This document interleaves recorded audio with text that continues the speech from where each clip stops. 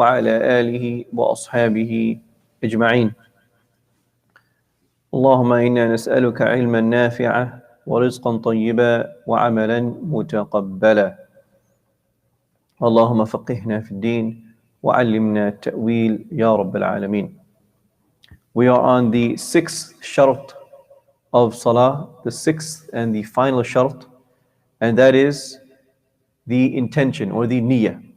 قال المصنف رحمه الله, the author, may Allah have mercy upon him, says, Ibn Qudama al-Maqdisi, الشرط السادس النية, the sixth shart or the sixth condition, which is the Niyah.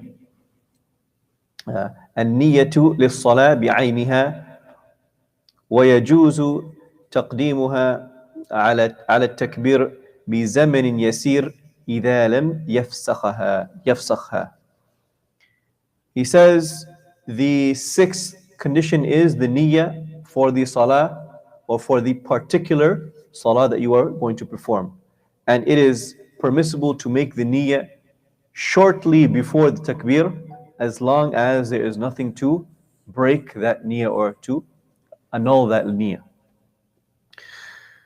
So the Prophet ﷺ said, إِنَّمَا الْأَعْمَالُ بِالنِّيَّاتِ وَإِنَّمَا لِكُلِّ امْرِئٍ مَا نَوَى, in the famous hadith that is narrated in Sahih al-Bukhari and Muslim and other books of hadith. And the niyyah is that thing which differentiates between an ibadah and an aada, a customary act or an act of worship. And it also differentiates between different acts of worship, right? And between different acts of worship. For example, a person is praying dhuhr or a person is praying asr. Both of the salawat are the same, zahir, right? From the outward aspect, both of the salah are the same exact thing. However, what differentiates them is the niyyah, the intention. And the niyyah is mahalluha fil qalb. The niyyah is in the heart. That is where the niyyah is. And saying it is something that is not from the sunnah. So doing a talaffuz or saying your niyyah is not from the sunnah of the Prophet ﷺ. We never saw that the Prophet ﷺ said any of his intentions. There is one act of worship where the intention is vocalized. However, that vocalization is not necessarily part of the intention. It is part of, as the scholars have said, it is the ibadah, and the niyyah is still in the heart. And that is for hajj and for umrah. When you say labbaik Allahumma umrah, when you enter into umrah, or you enter into the state of ihram, because even if a person does not say that and he has the niyyah, he still enters into the state of ihram. He just left off one of the aspects of getting into the ihram.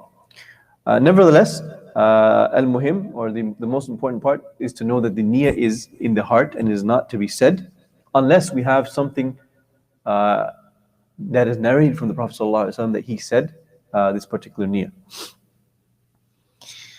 The author, rahimahullah, he says, وَيَجُوزُ تَقْدِيمُهَا عَلَى التَّكْبِيرِ بِالزَّمَنٍ يَسِيرٍ. And it is permissible to have that niyyah before the takbiratul ihram, before entering into salah, by a very short time. So for example, if a person, he hears the adhan for asr, and he says in his mind that, I'm going to go to the masjid for asr, and he makes his wudu, and he half an hour passes by, he makes his wudu, he goes to the bathroom, makes his wudu, he goes to the masjid, and he sees them just praying, and he says Allahu Akbar, and he just enters into the salah. And now he's thinking, he's like, what salah am I praying? Am I praying dhuhr or asr? He forgot totally. Then he looks at his watch and he says it's 4 o'clock, it must be asr, right? And he's in the salah. Is his salah valid? No, his salah is not valid because he does not have the niyyah before the salah. The niyyah has to be before the salah, directly before the salah, or بِزَمِنٍ يَسِيرٍ, or a short period before the salah.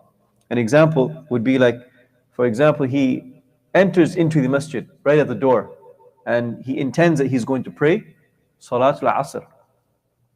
He opens up his phone and he sees a message, for example, and then the Imam says Allahu Akbar, and he puts his phone away and he says Allahu Akbar. Right? His niyyah was right before it, and it was not annulled, right? It was not annulled.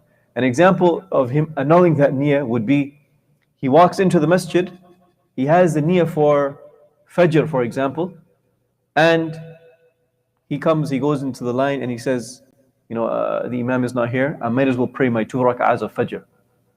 And he goes to pray the 2 rak'ahs of Fajr, and then all of a sudden, the Imam enters and he has to pray with the Imam, and he does not re-intend to pray Fajr, because he had that intention, he broke that intention, and he was going to pray the 2 rak'ahs of Fajr, and he did not re-intend to pray Fajr. Then he would not have the correct niyyah. He needs to renew his niyyah for Fajr, right? Because he had the niyyah before it. Well, he had the niyyah for the Salah, for the two Sunnahs of Fajr. So he has to renew that niyyah for Fajr, the Fard of Fajr, and then he enters into the Salah of Fajr. So the niyyah is something very important. It can happen either right at the takbir or right before the takbir, but it cannot happen after the person has entered into the Salah. And we'll end off here, inshallah. Sallallahu ala nabiyyina Muhammad wa ala alihi wa ashabihi ajma'in. Tomorrow we'll start the chapter of Bab Adab al-Mashi ila Salah, the chapter on the etiquettes of walking to the prayer, walking to the Salah.